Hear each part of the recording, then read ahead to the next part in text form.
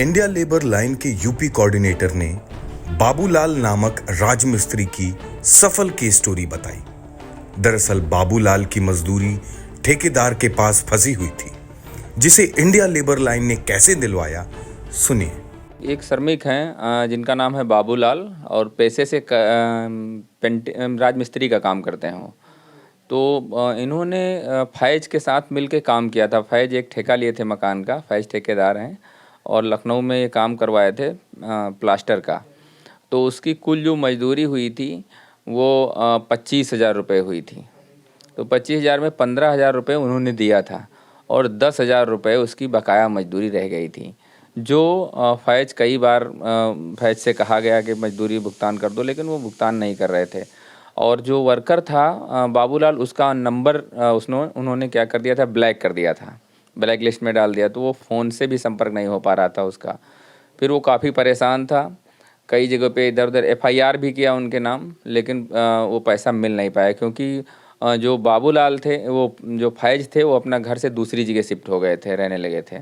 तो पुलिस वाले भी उनका पता नहीं लगा पा रहे थे, फ़ोन उठ नहीं रहा था उनका, नंबर बंद कर दिया था उन्होंने।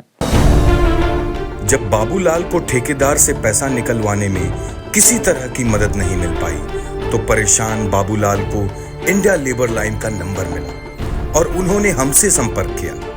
कहीं से इनको नंबर मिला होगा, तो इंडिया लेबर लाइन पर शिकायत दर्ज की।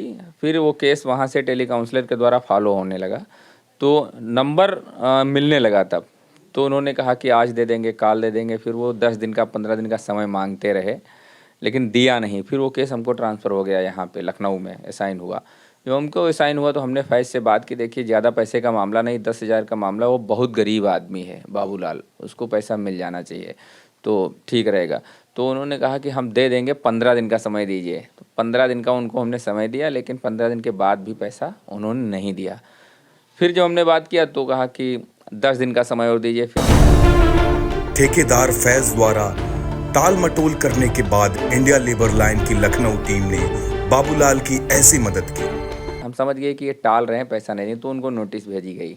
नोटिस पे भी जब उनको जिस दिन बुलाया गया कि फला डेट में आना है, उस डेट में वो नहीं आए।